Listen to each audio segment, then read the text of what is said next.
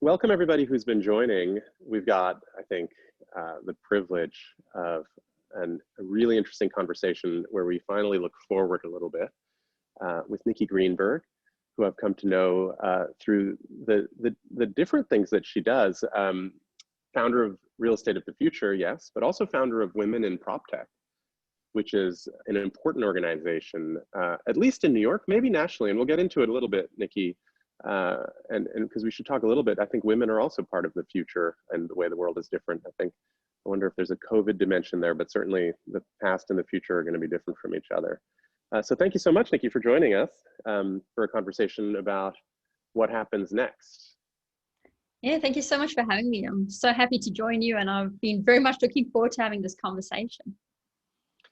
You've got an impressive background. I mean, architecture and design. You've been working in real estate and building these organizations around things that are changing.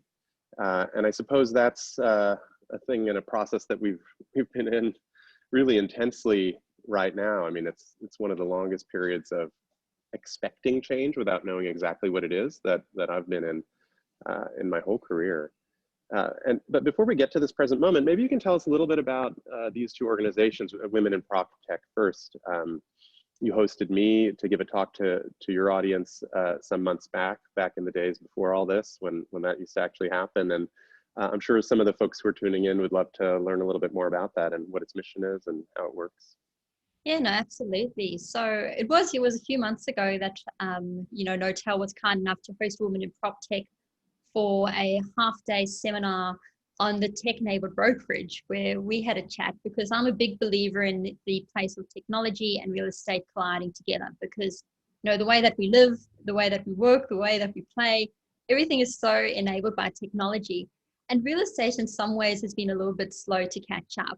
That was until the big catalyst, the big COVID that's changing everything in a very, very permanent way. So, with Women in PropTech, it's an organization that I started up in 2018, because when I arrived in New York 3 years ago, I became ingrained in the PropTech and innovation scene. But I was finding that whenever I was going to networking events, that I wasn't running into other women, which I found to be quite disappointing, because it's, technology and innovation really is the future of the industry. So if we're not participating, then we're going to have a problem down the line. So I started it off as a networking group. We actually had our launch party as well, which was a test of concept. It was also hosted by Notel, which was we have a long history with the group, which they've been very kind to host us a few times. And really, what the organization is about showcasing a different group of thought leaders and creating a community and a way of connecting. Because at the end of the day, when we are talking about real estate and we are talking about places, there have to be places for everybody, with everybody involved in the conversation. So, we've been having a great time with Women in PropTech, having some really fantastic speakers, having some fantastic programming.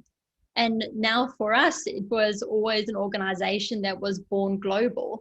And with COVID-19 happening and not being able to have in-person events, it was a pretty easy pivot for us going to 100% digital experience. So something you'll notice that I talk a lot about, and I'll be definitely talking about today, is just how we have this synergy between the physical in-person experience and the digital experience. And for those in the tech and PropTech community, they've been thinking about this for quite some time, and they have a lot of very sophisticated, smart solutions that have been able to adjust to the current climate and prepare for a flexible future. Because even though I call myself a futurist, I can't actually see the future, but I can design the future. So you'll find me talking a lot about the synergy and the opportunities by considering a digital and a physical experience side by side. Well, sketch for a moment the future of real estate group as well. I mean, it's a project, it's a group, it's you're bringing people together and collecting ideas. Like, how's it working, and what are you seeing? Yeah, so I mean, real estate of the future, that's something that I essentially branched off about, that I branched off to do, because I love talking about and hypothesizing about what, the future for our industry might be about. So I've been a little bit cheeky in the way that I've done it. I'm quite fortunate that I'm invited to a lot of closed room discussions and, to have the opportunity to speak to people that are, leading the conversation, be it from the real estate investment or technology side. So through that, I've actually been running some academy classes where people get to have some of the conversations that I get to have with great people. And in such a way, as I said, I'm being a little bit cheeky because I invite people to speak that I really want to hear from so that I can learn from them. So, this year through an initiative called the American PropTech Academy, I've been running some master classes and, about, returning to work, the next phase workplace, returning to Class A offices. And now we're running one next week around ground floor retail. And to be honest, this is my research. This is coming from, coming directly from the people that are chief operating officers at, for the likes of, Rudin, RXR, Silverstein, the NYC EDC. These are, amazing people. And I'm hoping that Amal's going to also throw some, tidbits into the conversation today, because this is how you want to learn. You actually want to hear from people that are in a very genuine way, wanting to share their insights, especially in this current climate where we all need to band together to be able to find new solutions to this tricky and sticky situation that we're in. So that's how I gather my information. Then on the flip side, then I take that information and I share it with people. So I do, at the moment, I'm doing a lot of speaking engagements and discussions with, company all hands for board meetings, different conferences and so on and so forth, because I take what's, what I'm learning about and what I'm passionate about, and then putting on my real estate, designer hat and going, okay, well, what can we learn from this experience and how can we shape the future into being something that we want it to be? Because now we have an opportunity, because once you break things down, you get to choose how you want to rebuild it. So that's something we need to be conscious of. Well, then you are so well positioned to help us think about what to expect as we get back. I mean, I suppose at Knotel, we've been doing something very similar. We deal with so many different clients all around the world, big companies. They're sort of thinking through what they want to do. We see what's going on in Berlin or in Tokyo or in Los Angeles. And we're trying to help our clients figure it out, even as we all figure it out. There are a lot of different ways, I guess, to parse it. I think maybe a good one to peel off first is just the core of how your organization has worked over the last few years. I mean, when I've been involved in Women in PropTech, yes, a very important and noble mission, changing the mix a little bit in a business which I think really lacks diversity on every dimension. But PropTech's right there in the name, and it's centered on the way technology is changing property, and a whole bunch of themes have been really important these last few years. And one of the things we do in that kind of forum, where we're exchanging ideas and learning from each other, and in something that looks like a conference, something that looks like an, after hours learning event, maybe it's an all day networking session, these kinds of things. You've taken them online, okay, and I guess I can visualize what that looks like. It's a webinar, it's a video conference, something like that. And I remember what they used to be like. I wonder how you see that starting to shift as people feel comfortable to be somewhere. In some places, our team in France recently hosted an event for a bunch of brokers, had a few dozen brokers at the Knotel in Paris, and we had a lovely event for them, windows open, everyone far apart, not too much food or drink. Here I am right now in the Knotel, one of our touchdown locations here in Union Square. So talk to us about that function, that sort of social function of business where you're meeting people and maybe people you don't know and learning new things. How do you see it starting to shift the kind of hybrid path, maybe the way it might be further in the future? Yeah, and I think you've hit the nail on the head. Things are shifting a bit, and I joke in New York, I've had one in-person meeting, which was last week. It was with a very well-respected VC. And he came down to the West Village to meet me, and he came on his bicycle. And I'm like, this is not the Manhattan that we know. This is a whole new paradigm. And my other meetings have been either in the Hamptons or in Connecticut, at a tennis court or sitting outside of somebody's house by the pool. And I'm like, this is a new paradigm. And then tonight I'll be going to my second meeting in Manhattan, which is getting together at Pier 17 on a rooftop. So things have changed for the in-person, but people are craving the in-person. So it's coming back, but in a different way. And I think in also more intimate groups, and in a way that we start to, we're craving connection in different ways, and it becomes a lot more personal when you're invited to a meeting of 6 people rather than a conference of 200, because we're connecting in that kind of a way. So I think there's an opportunity there for, for more intimacy and more, a more personal way of connecting. We're all asking each other, like, how are you in a real sense? And, listening to what the other person says. It doesn't matter, where they are. This is something that we're really caring about. We're getting our information from each other, and this is so important. On the flip side of that, what's also happening quite a lot is now that, we're all mostly completely digital, that we do have more of an international connection. That it doesn't matter if somebody's in Norway, in Sydney, and in Berlin, in New York, it makes no difference, or Connecticut, in Rhode Island, it doesn't matter. We're all connected through this, I call it wonderful, but this wonderful program called Zoom that connects us and brings us together. So it's when we're looking to, okay, like what's going to last, what's going to stick around, I think we're kind of shifting towards it, that there is going to be a lot more that we can connect across borders, across time zones, because it makes no difference where a person is in that way. But then also when we connect with people, I do think it's going to be less superficial and a little bit more, considered and intimate. If you are going to make the effort to travel somewhere, it's going to be more purposeful rather than, just showing your face and, and moving along. Really interesting. So some potential positives, I guess. So a more global set of connections, which I think is certainly true. I've spent a more equal mix of time with folks around the world versus before, where a lot more of it was local. A deeper shared experience that we've all just been through. So suddenly these connections are like really real. Yeah. And yeah, the intimacy of these smaller groups, I guess, it's safer, but it's also more intimate, and maybe there's a little bit more. And then also it's all outdoors, I guess. And here our office has all the windows open. Thank goodness it's not too chilly yet. I wonder how we'll handle it, when we get to December. But yes, I have had a bunch of these sort of outdoor meetings. Not yet networking, but just reconnection with someone who I might not have seen for a bunch of months or something like that. Is there serendipity in the cards? I mean, if you're planning a conference or an experience around learning, around connecting, where do we get the serendipity from in these next 6 months? The collisions, as they say in the office business, whether you're thinking about your own team or you're thinking about an externalized team, those sort of collisions are so valuable, aren't they? I mean, just bumping into people. Yeah, look, it's an interesting one. I think that's what's been quite hard for people to grapple with is that like the water cooler conversation. But I think there's also an opportunity that if you are the kind of person that's a connector and brings people together, if you're the one that's initiating something, then there's a lot of social capital in that.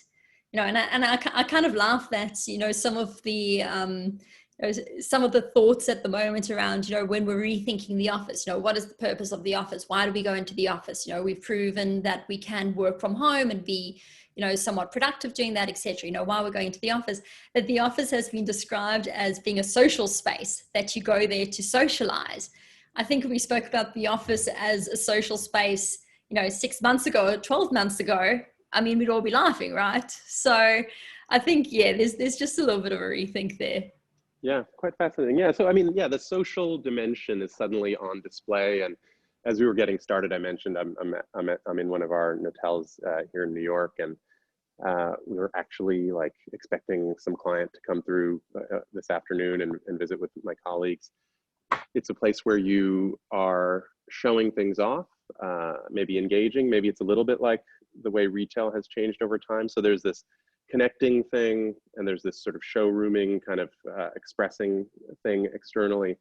And I know there's something in your recent travels where you were with Microsoft in Amsterdam, and they had quite a different concept of an office that they had opened. And this is all pre-COVID still, but it's sort of in the ballpark of a place to touch down as opposed to a place to sit down and hunker down. And maybe sharing a few thoughts from the cutting edge on that would be interesting for us to noodle on. Yeah, 100%. And, I loved visiting the Microsoft office at Schiphol at their airport. And it was exactly that. It was a touchdown hub.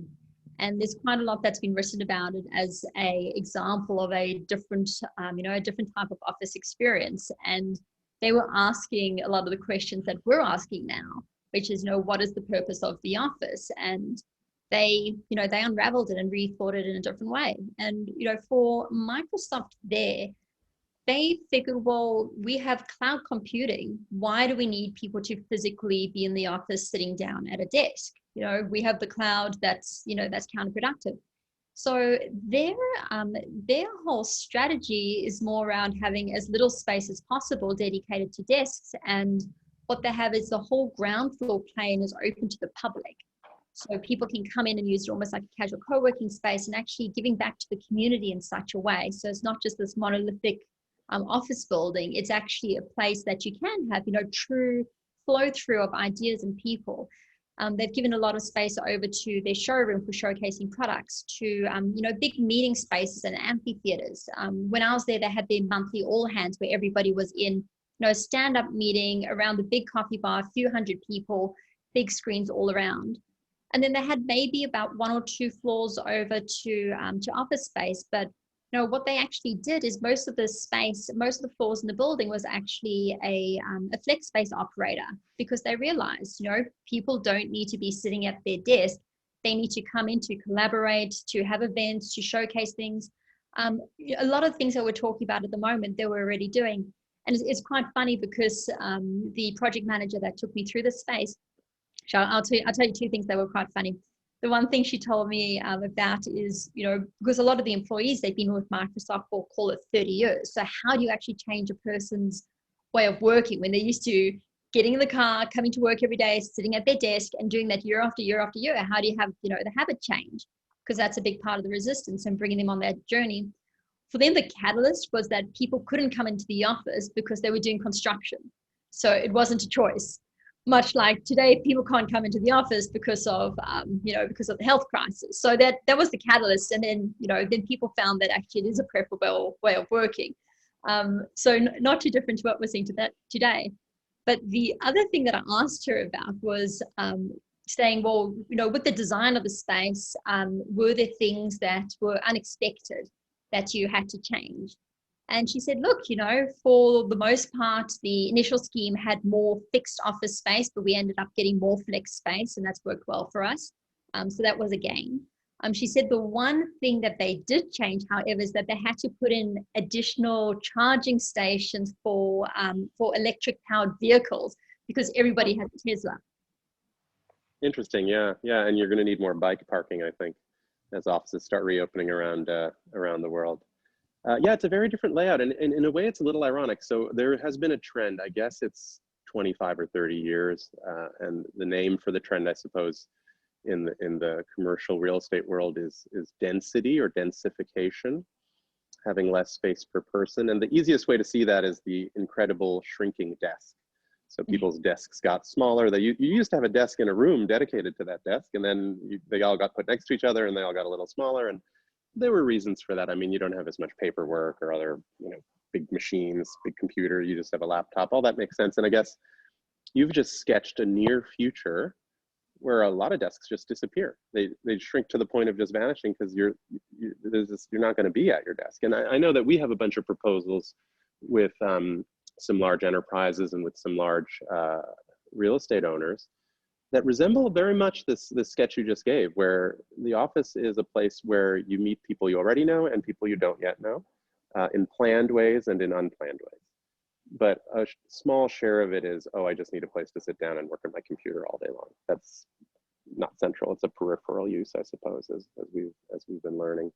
The touchdown hub is the term we're actually using as we start reopening all around New York City. Some of our offices are looking like that. What's the role though for technology, right? So for years now, you've been following a bunch of technology trends that are reshaping property, and we use technology pretty heavily in making Knotel possible. We try to deliver something to people that's very understandable and familiar that works for them. So physical workspace. It's got certain technology elements, and there's things you need to do to make it work that involve technology interfaces. But on a basic level, it's a building and it's desks and it's air conditioning, things like that. Inside the delivery and the way that administrators manage these spaces, they're using all kinds of whiz-bang stuff we might have built. for the post-COVID world, maybe there's some kind of obvious roles that are different for technology and maybe some that are a little less obvious. I wonder what's on your mind with all that. I mean, look, the obvious ones are, Zoom, app, touchless entry, that stuff like we should have brought it in already, and a lot of building operators already have, and more seeing the advantages in doing that. I mean, look, everything at the moment is on our mobile phones, and this is where it's heading. But I actually like to take a step towards where we should be going and where we are going. One of the things I love doing is looking at trends in other industries and thinking about, okay, well, real estate's a little bit further behind. It's a slow moving beast. It's a big investment to be able to adopt new technologies or make any kind of movement. So, we want to be cautious about it, and it's, it takes a longer time to implement something in real estate than it does in, say, fashion.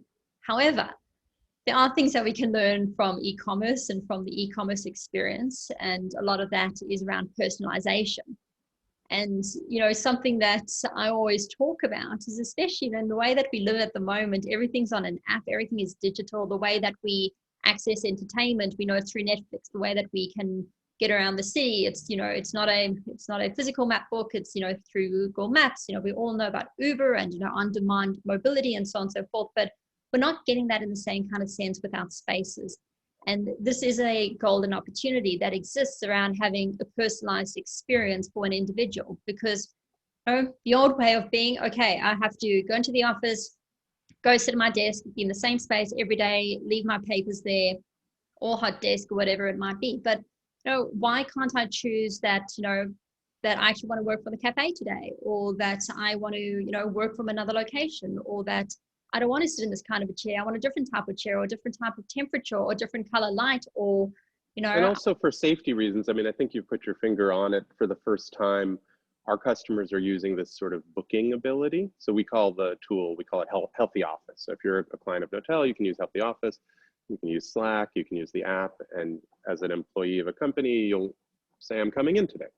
And that's important to say you're coming in, because there might be a limit on how many come in today. And I might like to know that you're planning to be in, so that'll trigger me wanting to come in.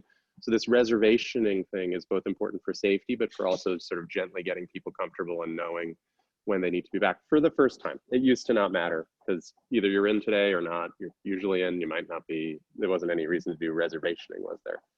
Yeah, and I think also part of that, I saw a fantastic AI technology that was, if people letting the company know that they're coming into the office, then their teammates can know if they're coming in too.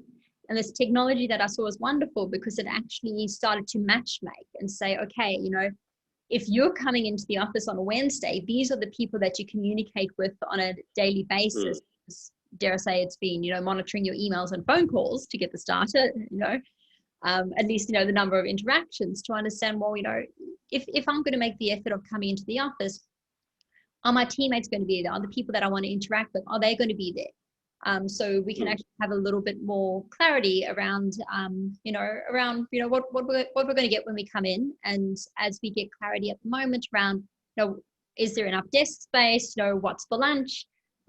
Sorry, my Siri decided to pull up what's for lunch. Oh, it's listening to you. Oh, that's so funny.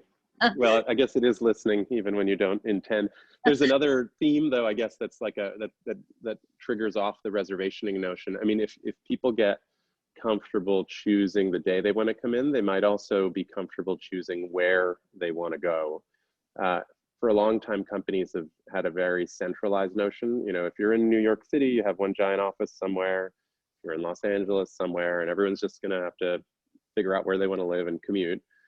This idea of hub and spoke seems quite topical at the moment, and we've had a bunch of folks talking to us about this. So yeah, maybe they'll keep the giant location, reduce the density, so fewer desks, fewer of everything. And now they're sort of thinking, maybe we should have a location on this edge and that edge, the top edge and the bottom edge, and you might choose which days you really want to take public transit and go all the way to the city, and maybe some days you want to go work in a place that's closer to where you live. And I guess reservationing makes that possible, but it also changes the configuration of the workplace. I mean, now the hub of the HQ isn't a stack of 20 stories on Fifth Avenue. Now it's 20 stories, but each in a somewhat different area, where maybe your team is nearby, but also hybrid and virtual a bit and a little bit in person. Have you been noticing that trend historically? Or I feel it's quite a new trend, the idea of hub and spoke, triggered by COVID. Yeah, look, I think it's quite a new trend to an extent, but I actually think it's still formalizing something that we've already been doing, which is, when we haven't been going into the office, we've been sitting at Starbucks and getting our work done there. So, why not give a better offering where your team can be together? Is actually quite sweet. I know of, one tech provider where their tenant app, as well as being able to book meeting rooms in the office, what they've done is they've actually extended it to have like certain benches and certain tables out of parks and other locations that are close to where people live, that you can actually set up a meeting in that location with the people that are around. So I think there's some sweet things that tend to happen informally. When we start to formalize it, it makes sense. And it may have some sustainability advantages and things like that. It may be more helpful to walk around outside, and maybe reducing your commute is a good idea. But I guess the hybrid notion is another one I want to touch on a little bit with you. I mean, it was always true, pre-COVID, that some people were not in the office on any given day. And I think the statistics are around 20% of a company's workforce would be somewhere else. They might be on holiday, but they might be traveling for work. They might just be home that day, working from home, whatever. 20%. And so most companies were designing space for 100% and really only getting 80% utilization. It used to frustrate them, but people had already adjusted to the notion that you host a meeting and one or two people might be on the phone or on video. Okay. As we start returning to workplaces, I guess maybe 8 out of 10 will be on video and only 2 will be in the room. It'll be the inversion of what we were already accustomed to.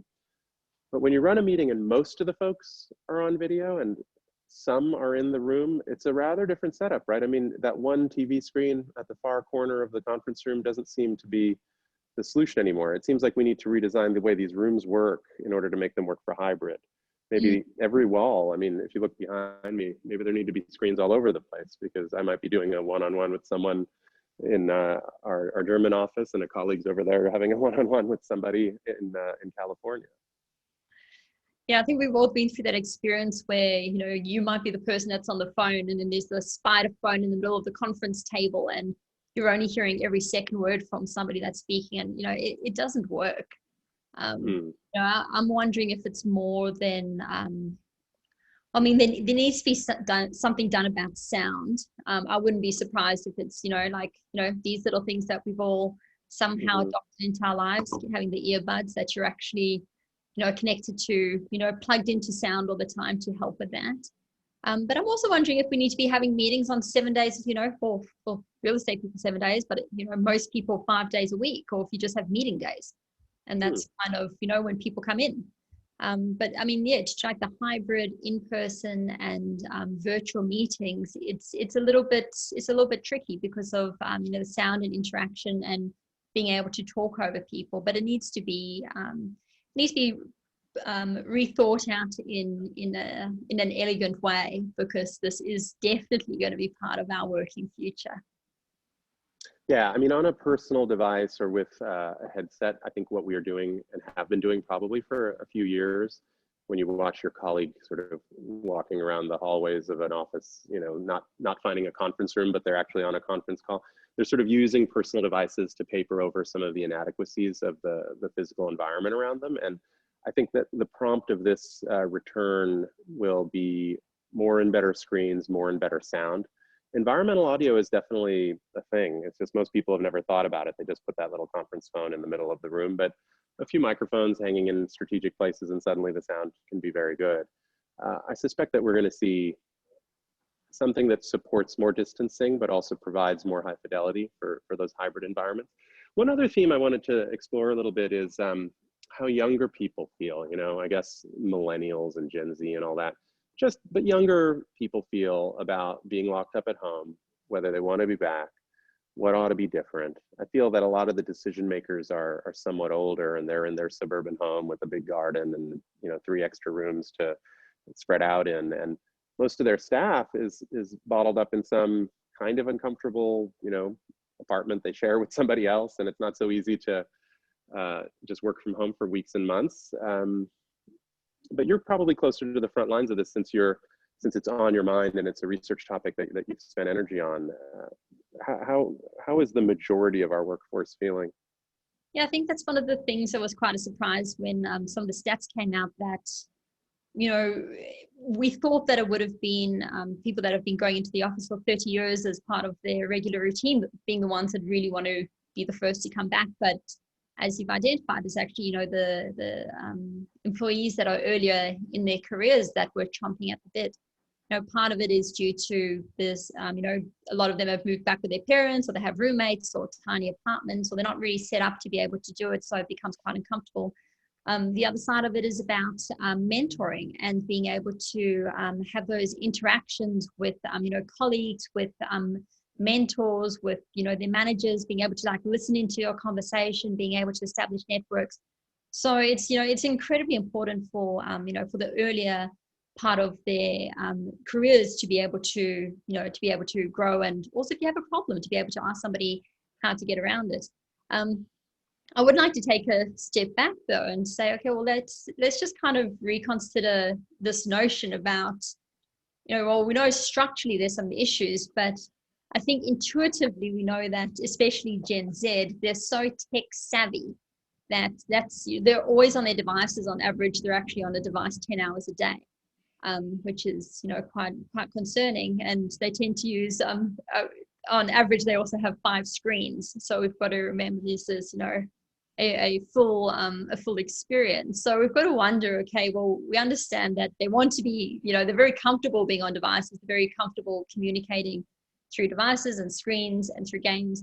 So how can we, if we are going to have a hybrid model, how can we be supporting that so that they're not being left out of the conversation? And I do think part of the solution is really around having essentially some casual interactions in the sense of, I know one woman, what she was doing early on, she kept her Zoom open, and she said, listen, she had it open the entire time. And she said, listen, just think of this as being my office, and, you know, just drop in whenever you want. If I have a private meeting, I'll turn it to private, but otherwise just drop in. As what she was doing with some of her younger colleagues is that she said, just stay on the whole time. And if I'm on a phone call, you can listen in, and we, you know, just like, let's actually treat it as a real experience. And this is not any kind of crazy high-tech solution in any way, shape, or form, but it's just playing around with the tools that we have and thinking about it in a more natural manner. You know, something else I kind of want to throw into the mix is also, when we're talking about technology and technological trends, is that, you know, we're very much talking about, you know, what's around today. And what's around today is that there are there's a lot of fantastic solutions that we've gotten used to using. You know, I'll just keep referring to Zoom as the example, but what I do think is that there's, you know, we've adopted a lot of this right now, that there's, you know, the adoption hurdle has been overcome in many cases. Like, okay, technology is real, we can use it, we're okay. I do think the next step is going to be around going, okay, well, I quite like this Zoom and it's working for us and it's here to stay. Like, what other features are there? And there's so much stuff that you can do and play around with. A lot of people have gotten used to virtual backgrounds, you know, or being able to touch up their appearance. There's so many different things you can start playing with, because they are very powerful tools, and, you know, we're already using it. Like, let's actually start using it in a more robust way. But then the next thing that we really want to be doing is we also want to be thinking about, okay, well, what direction is technology going in? And what else is coming, because we want to be able to prepare for that. And something that we haven't discussed today, but I kind of want to throw into the mix, and, you know, I'd love to hear some of your theories around it also, especially as it pertains to, you know, workplace and future workplace, and especially that example that you gave with, you know, the kind of, you know, surround, you know, this immersive experience of workplace, is that in terms of navigating technology, we're also moving now towards voice. And for many of us, that wasn't prompted, but when I said, I'm going to spell it out so that she doesn't say anything, HEYSIRI, you know, it's like, hello, and you start interacting with our devices. I think we're all doing this a little bit more. We've gotten more used to using, you know, voice to control our, you know, our phones, our lights, other things. There is a lot of sophistication that's come and advancements that's come out that in terms of communication and interaction now, not just with people, we're talking about the people interaction, but people to device interaction is now also becoming increasingly more our natural way of communication, which is voice, gesture, etc. This is what there might be days where I talk more to Alexa than to a real life human being. You're very correct about that. There's a lot in there. There's so many interesting things. I would be astonished if a year from now the video stuff we do is as basic as what we're doing here. I mean, there's just no features. There's nothing fun. There's nothing clever about it really at all. I mean, I suppose it's ingenious that it works and it disappears into the background and I can see you and you can see me and we can have all these folks who are watching along, but it seems as if it was invented in the past to substitute for being in person in real life, but they forgot all the other features of being in real life. As you say, I mean, you can sort of hack the tool to create some of that serendipity and collisions, but it's not there. So I think there will be a whole generation of new technologies that people have been working furiously on these next few months.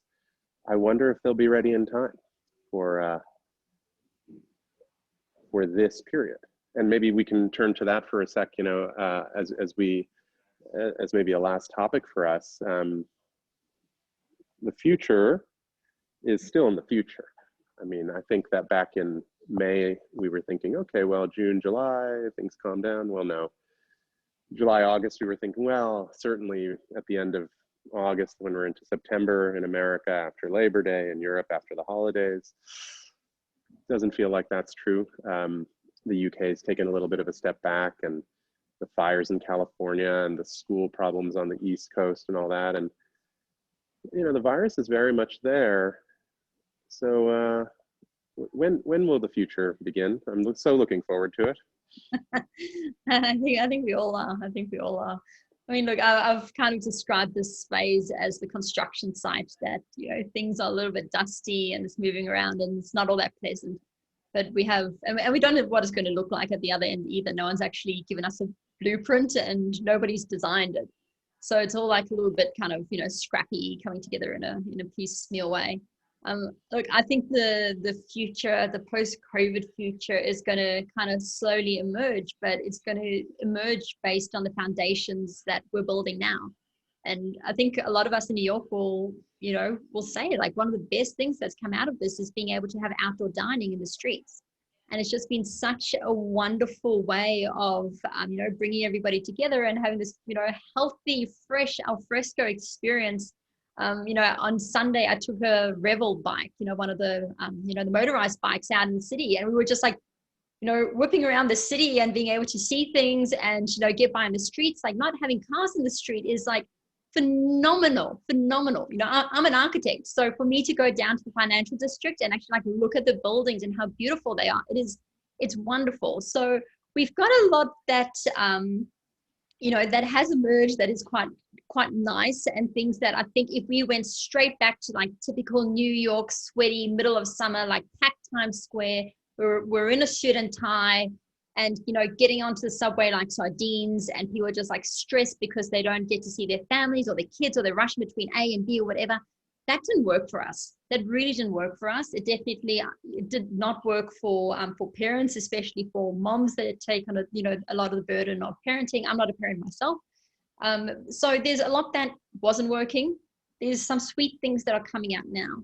And I think that the measures that we put in today, they can serve us well into the future. But I think we do need to actually accept that some of the stuff might not work out. Some of it might be crazy, but the craziest thing that we can do is stand still and just think that we need to, stick to only doing Zoom or stick to only doing in person because that's become familiar. Because now that we've kind of like broken out of it, let's actually use it as an opportunity to do some cool stuff. That's an amazing and optimistic thought. Yeah, we've proven that some things are possible. Now let's not lose them. Let's really put them to their best benefit. Nikki Greenberg, thank you so much for joining us and talking to us and helping us think about the future of real estate. Great, thank you so much for having me. And I'm looking forward to seeing all the movements that Knotel's continuing to do in the flex space. Yeah, we're looking forward to, we're changing so many things now, and we'll be looking forward to when we're all together again. So yeah. We will record, we have recorded, and we will be posting our conversation here for those who have been watching, so you can share it. And for you, Nikki. Bye. Thank you.